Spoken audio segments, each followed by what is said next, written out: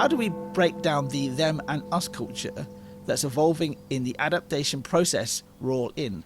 And how do we get everybody at these meetings instead of the separation and separate meetings we see now?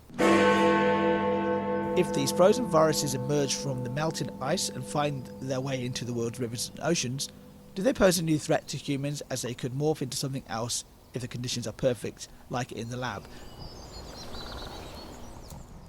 This is the People's Countryside Environmental Debate Podcast, and thanks for stopping by. Hopefully you'll explore with us and delve into and examine some of the big challenges we all face. I'm Stuart the Wild Man Mabbott, one of the co-hosts. Who are you? I'm William Anklow. Thanks very much for being with us on another episode of the People's Countryside Environmental Debate Podcast. We'll mention that twice in the introduction. It's the longest podcast title in the world. Well, getting there. My job is just getting nature part of everybody's daily life, which, you know, in these important times is an important step to getting people to want to protect it. What is it you do, William? You find me behind a camera, you find me flying a drone, you'll find me in front of a live audience, and you'll find me behind a microphone. They're the four native habitats of the Mankilo. And we try and have a conversational style, even though it says in the title of the podcast, debate. It's generally just William and I answering listener questions, and we have real discussions, real opinions, and authentic views. Authentic views, yeah. And yeah, I think we sometimes verge on the debate, but it's very, very rare, isn't it? Because debate often is when you sort of posture with each other, but we try to explore each other's views as well along the way. We try and break down the big issues into bite-sized chunks. We try and come up with actions that address the questions you, the listeners, send in for us to discuss. Very often they're not about the countryside, they're about all sorts of different things, but we try and bring it back to an environmental angle. If anybody has a question, William, how can they email us? You can email thepeoplescountryside@gmail.com. That's thepeoplescountryside@gmail.com. You can send us a message on any of our platforms, so via Instagram, via Facebook, however you would like to send us a message. We're not scientists, we're just like you. We're just trying to explore the big issues and trying to find a way forward. Yes. So we have two listener questions to discuss in each episode now. And who's the first one from, William? First question is from Elaine in Telford, a returning listener question giver. Is that the right phrase? Thanks for your question, Elaine. I will go straight into what Elaine has asked us. Longish question, this. It is, yes. We haven't read this. We don't really know. We don't prepare for these recordings, so I'm going to hear this for the first time as William reads it out. Yes, I actually was just looking at where the questions were from, and I just maybe caught a few words here and there, but I have not read the question either. So Elaine says, like you guys probably, I've been to many public meetings run by scientists who specialise in systems thinking, filled with community activists trying to develop new, more sustainable circular systems that society can then hang itself on and frame itself around. The aim being to try and mitigate the climate and ecological crisis that we all face. We don't have to try too hard these days to convince people we need to act to avert disaster, because unless the natural world's health is generally good, then humanity will struggle to survive. The general issue and barrier to people making changes in their lives is there's a lack of leadership and direction from the people with the power to galvanise us. The leaders, decision makers and people with vested interests in maintaining the business as usual attitude rarely attend these meetings or absorb the feedback these meetings produce. How do we break down the them and us culture that's evolving in the adaptation process we're all in? And how do we get everybody at these meetings instead of the separation and separate meetings we see now? It's not too late. We've not yet polluted as much as we think, and the unfairness in the world's societies is not too advanced either. That's just my view, and my view is there's still an opportunity for a fair and just survival. Yeah. Again, plenty to go off there. So as I said, we break things down into bite-sized chunks. So let's just start from the top. Let me just find. It's a long sentence you start with here, Elaine. So I think that's roughly it. That's it, yeah. Okay. Like you guys, probably, I've been to many public meetings run by scientists who specialise in systems thinking. And the systems thinking brings in leverage points and tipping points as well, and that whole area of thinking. And these meetings are filled with community activists trying to develop new sustainable circular systems that society can hang itself on and frame itself around. I think she's talking about the donut economy there. Yeah, or variations around the theme. Yeah. Yeah, that was what stuck in my head when it struck to me. Elaine is right. These meetings are sometimes run by scientists. Very often they're run by community activists who maybe are scientists as well. Yeah. I think maybe a way forward is to, the word run. The organisers maybe need to be representative of a more diverse range of pool of people. Yes. But I've been to some of these things, and I'm not really sure they are run, though. They do try and be quite democratic, but then if you become too democratic and you allow everybody's voice to be heard, there's a lot of talking, nothing's done. Do you think also, I think also these events seem to attract a certain kind of person as well. So you're not going to get, I don't think you're going to get, you don't get a diversity in these groups.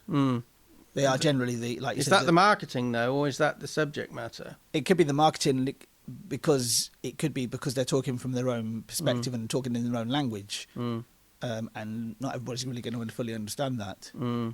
People need to see themselves, don't they, to feel like they want to. Yeah, it's a bit like when you walk past a restaurant. Can you see yourself sitting in that restaurant? And if the answer is no, and there are reasons why, then you're not going to go into that restaurant, are you? It's it's like anything. If you feel like you're able to walk through the door confidently, then yeah. I mean, the aim, next bit is the aim being to try and mitigate the climate and ecological crisis that we all face.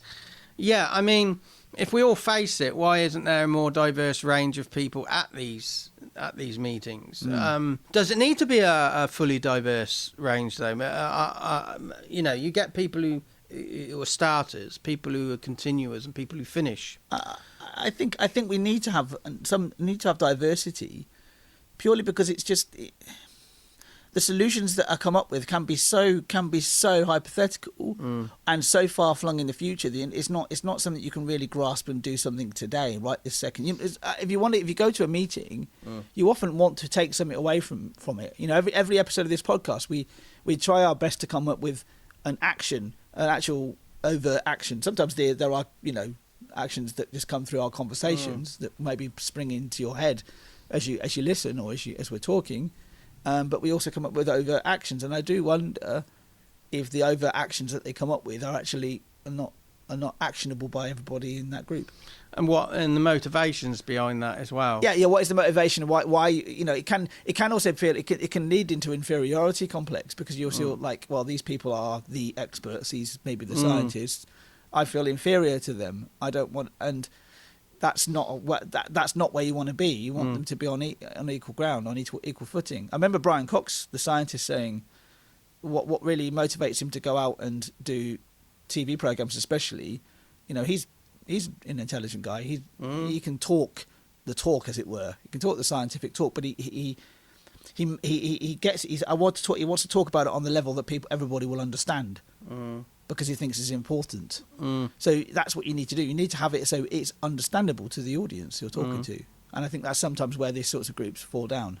I mean, the similarity, I'd say, between Brian Cox and David Attenborough good comparison. They're not one of us. They're very intelligent people. They're not working class. You listen to David Attenborough, he's very, very well spoken, but somehow he crosses, and Brian Cox does, he crosses that barrier of class that's in this country. Yes. I think because I don't know how they really do that. Because they don't talk down. Is that the key at leading these meetings then? Don't talk down to people. Yeah, I think because it becomes a version of preaching, doesn't it? That you're being preached to rather than being spoken to. Scripted. Yeah, scripted, or just being preached to, and just this. I think we do have an inferiority complex. I mean, you can't. There's no way you can tell me that you've never had an inferiority complex in this situation. You know, me, just in general. anyone. Yeah. Oh, yourself. Yeah, I'm talking to you. I'm talking to anybody who's listening. You know, you're going to have an inferiority complex, even if you don't necessarily acknowledge it. It's going to happen.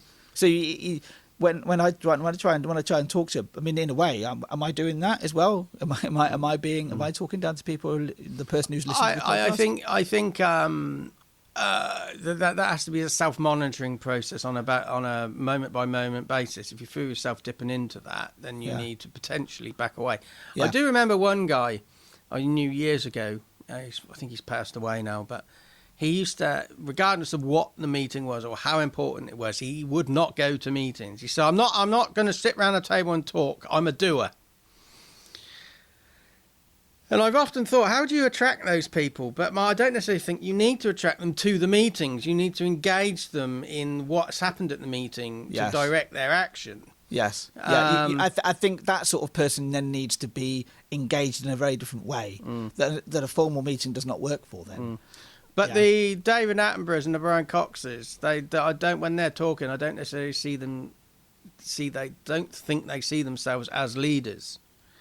Whereas somebody stood up in front of a meeting, very easy to dip into that. But what I do see at meetings very quickly, no matter what the meeting is, or what the subject is, it very quickly dips into pack mentality and it's pack behaviour. And I remember going to donut economy. I went to a donut economy meeting in Oxford last summer, and there must have been 100, 200 people there, and we were in this meadow and stood in a circle doing this exercise. We had to position ourselves where we thought the answer to various problems were that were thrown at us. And I didn't really I just watched, and what I could see happening was pack behaviour. That nobody was positioning themselves to answer this conundrum in a certain place because nobody else was. And I thought, this isn't necessarily the right answer. People are they don't want to stand out too much. Yes, and so you'll have the leaders that will go and make the decision first, and then you'll have the followers who will then follow. Yeah, those followers don't necessarily want to go and stand in a different situation. Yeah, this is interesting. We don't. Next part of the question that Elaine sent in, we don't have to try too hard these days to convince people we need to act to avert disaster, because unless the natural world's health is generally good, humanity will struggle to survive. You're right. We don't have to convince people, but I think we still need to convince people that it's not somebody else that needs to act. Yes. But this stuff about we as individuals can make a difference, that's something that's thrown at us by the big polluters of the world to distract from what they're doing. Yes. And I always say that when it comes to convincing people, once again, it comes back to this whole inferiority thing and being preached to, but also your life is individually complex already. Yeah. To actually deal with this real and existential crisis is hard on a day-to-day basis, because you've got to get food on the table, you've got to keep a roof over your head, and keep your family safe. So those three things, for some individuals, that is all their energy goes into that, because of circumstance. But I think to make a better job of the circumstance we find ourselves in is not realigning what we do, it's realigning the values around what we do. So that will make very minor changes in motivation, and so you are still motivated by, the bottom line, how much is in your pocket and surviving, but you're able to maybe see opportunities that you couldn't. Maybe. Yeah, and I think opportunity of time and energy. You need to have the time and energy to do those things. And value in people's time and energy as well. Yeah, so the question goes on. The general issue and barrier to people making changes in their lives is there's a lack of leadership and direction from the people with the power to galvanise us. I'm struggling with that one. Well, it goes on to say the leaders, decision makers, and people with vested interest in maintaining the business as usual attitude rarely attend these meetings or absorb the feedback those meetings produce. Yeah, because they have vested interests. Yeah, and that's what stops the leaders. They're going to lead you in the direction where those vested interests take them, rather than where the common that's on good the is. assumption the leaders at these meetings are the leaders and decision makers of society. Yes, so as I'm talking about the leaders of, when it comes to leadership and direction for the people of the power to galvanise us, they're going to be the people actually with the true power. But if they're not at the meetings, can they galvanise us? No, because they wouldn't necessarily want to be at the meetings because they have the vested interests. It's naughty, isn't it? It's very naughty, yeah. It's what it feels like to me, anyway. Yeah. The general issue is the barrier to people making changes in their lives is a lack of leadership and direction from people with the power to galvanise us. I would. I'd also add into that a lack of direction in ourselves, because we've lost sight of values as well. What you said just now, leaders and decision makers and people with vested interests in maintaining the business as usual attitude are rarely at these meetings or absorb feedback. So I think a good exercise would be to take the emotion out of it and stand back and just ask the question why, and leave space to just churn on that. Why don't they? Maybe talk to somebody who is one of those people. Don't talk to them as an enemy. Just talk to them and try and work out what's going on in their head. Yeah. I heard a story recently about it was a black American who actually befriended somebody in the Ku Klux Klan, and over 30 years, over the period of 30 years, the guy in the Ku Klux Klan had eventually left because he wasn't being attacked by the guy, attacked by somebody who obviously was. The Ku Klux Klan are obviously racist. Yeah. And he wasn't attacking him as a racist. He wanted to understand. This black American wanted to understand why he was in the Ku Klux Klan. And actually took time to listen to him and talk to him. And gave the other person a perspective that he might not have had time or chance to do. Very extreme example, but that's where we've got to be. And that comes into how do we the next part, which is how do we break down the them and us culture that's evolving in the adaptation process we're all in. And how do we get everybody at these meetings instead of the separation and separate meetings we see now? It's not too late. We've not yet polluted as much as we think, and the unfairness in the world societies is not too advanced either. The us and them thing is probably one of the biggest barriers to human progress in so many ways, because it's been there for years. It's been there since forever. There's always been an us and them. There's always been the people who have the power and the people who don't have the power. That's throughout history. Yeah. I've been listening to a lot of historical podcasts recently about the British monarchy, which dips into the European monarchy, of course, because it's all intertwined, and also into the history of how countries created, how countries came about. And it was always often just either the people who had the power, or people who seized the power in whatever way. So there has always been an us and them. And I think that's quite intrinsic in humans, and I think that's maybe. How do we break that down, though? I mean, I would say two. Well, one thing to consider is there an us and them in the animal kingdom? We are part of the animal kingdom, but we're the only species that have that. Just maybe something to think about. How do we break down the us and them culture? I would say in two ways. One relationship at a time, and maybe instead of actually expecting somebody else to stop seeing them as separate to us, maybe we need to look at pick somebody in our life that frustrates us or we're bigoted against, and we say, I don't like them, and maybe actually take a step. You're the person who takes a step towards them and gets to understand them, and then they might get to understand you.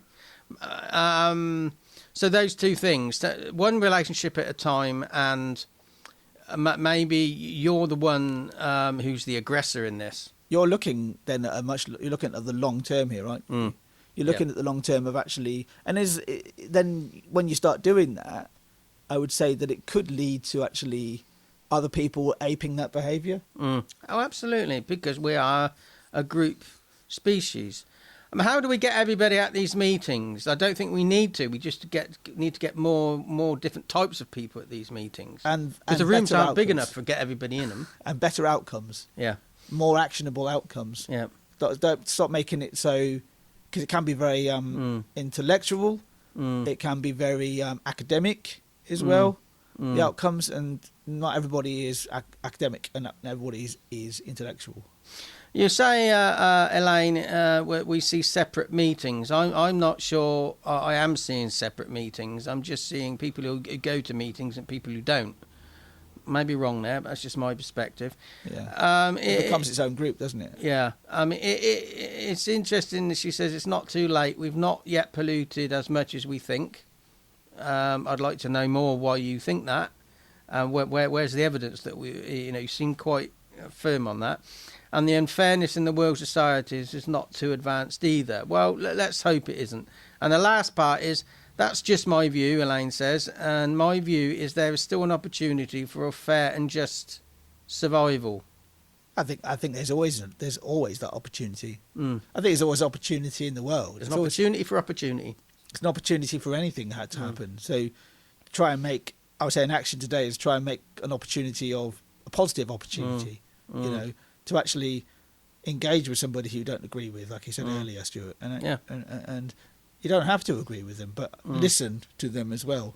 And, and don't expect them to listen directly back to you.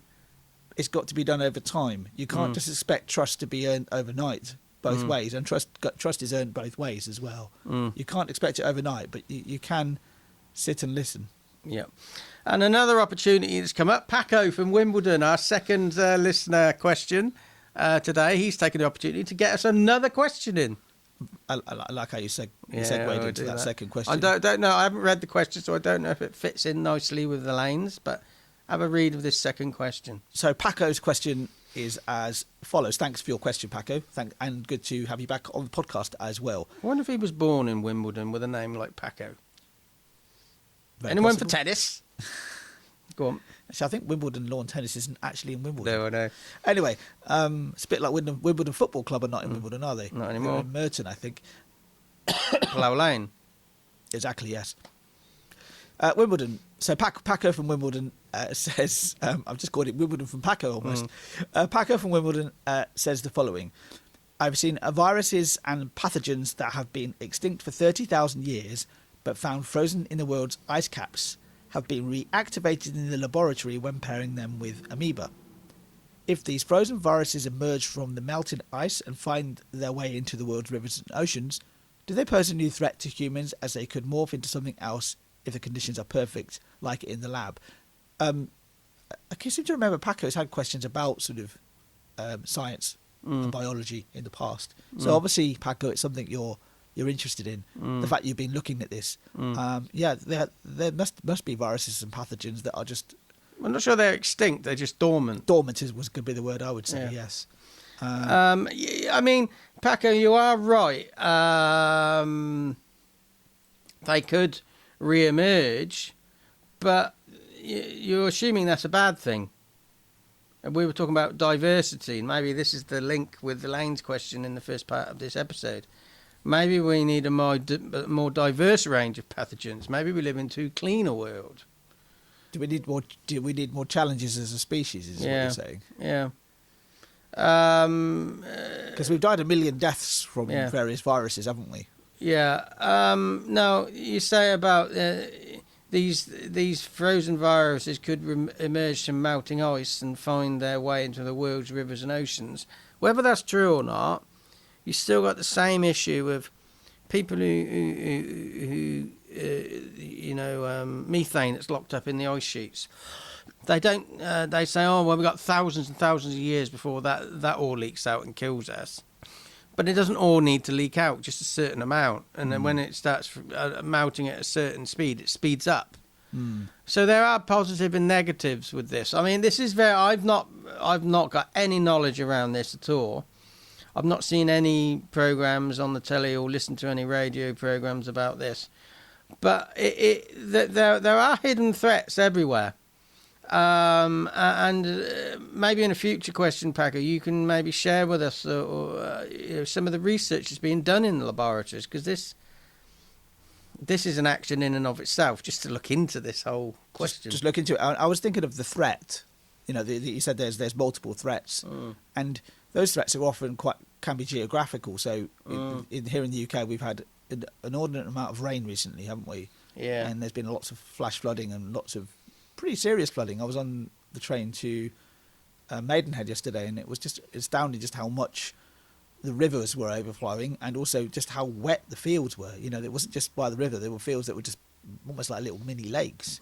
So there's what I'm saying is, geographically, you can be just in the wrong location, or in a location that's actually more dangerous, and the threat is more real.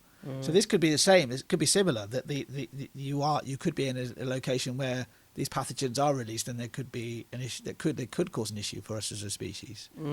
But we've followed as a species, we have overcome past issues, past pandemics, especially. When I think about the Black Death, which wasn't just a one-off occasion. It happened several times. It came back again, and it returned. It disappeared. It returned. And that killed a lot of us, especially in Europe. It killed a lot of people in Europe. And again, the similarity with this question and the last question is the opportunity. I mean, this might be an opportunity. These pathogens that are locked up. It's easy to assume it's going to be a negative. I wonder what the motivation is behind actually reactivating them in the laboratory. Is it to understand them? Is it to understand how these things? That's where we need an expert in to find out why they're doing it. Yeah, I mean that would be the reason why I think they would be doing it. Plenty of actions here for us. Yeah.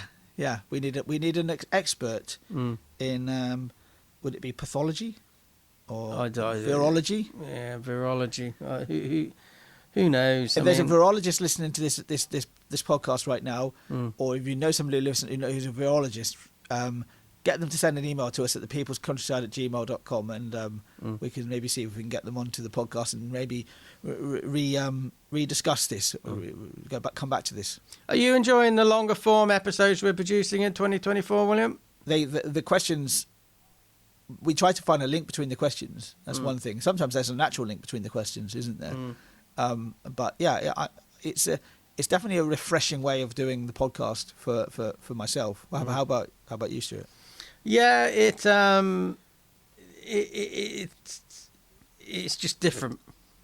Your head works around things differently. Yeah. I don't feel like I'm doing an introduction quite as often, or I'm not doing a half amount of time, because we used to do one question per episode. And we used to have to introduce each episode, but now we're doing 2 questions an episode. We only have to introduce once. I think it also shortens the introduction down, because we know we've got 2 questions to discuss, and we don't know how long those discussions are going to take, because the questions can be quite deep and meaningful sometimes, and we really want to dig down into them. So the next 2 questions we've got coming in, we're going to dig down into, is Ivy in Worthing, West Sussex. You're going to have to stretch that. Just going to have to really analyse it deeply. Yeah. And then we've got Mary from Goreshill in Swindon. Goreshill, which has got a Z in it.